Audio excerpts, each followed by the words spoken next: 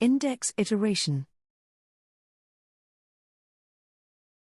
So far, we have iterated through a list using the for each syntax to get each value of the list. We have also used indexing to access specific values in a list by their individual post-in. In many languages, indexes are used to iterate through all the values of a list. The index of the list are the integers, starting from 0 and counting up, that uniquely identify each element. The code shown here demonstrates how we can access indexes using positive and negative integers.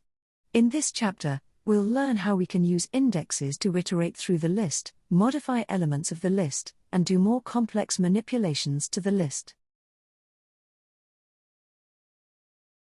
The top code shown here is the usual way to process a list in Python, where we iterate through each value. However, you can also iterate by using a combination of the range and len functions, as shown here.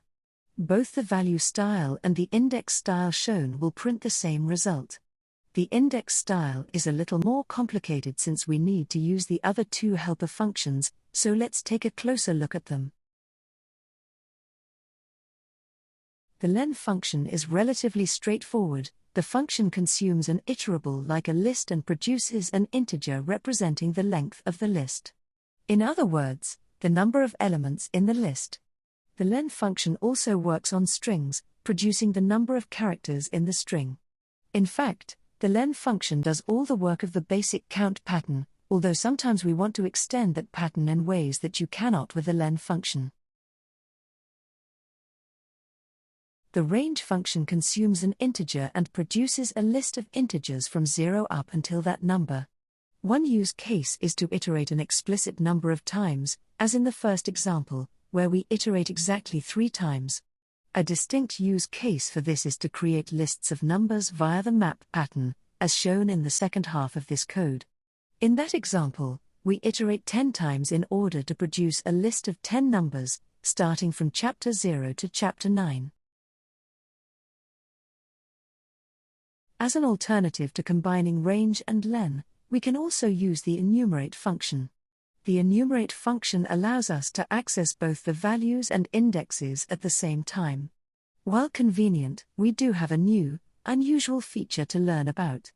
Instead of one iteration variable, we now have 2 iteration variables to worry about.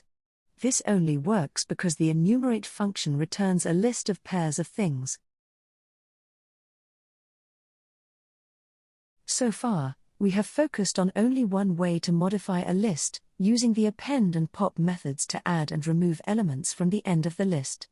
But we can actually also update the elements of a list using assignment statements, similar to how we can update fields of data classes. As the example code illustrates, we just put the indexed element on the left-hand side of the assignment statement, and the appropriate index's value will be changed.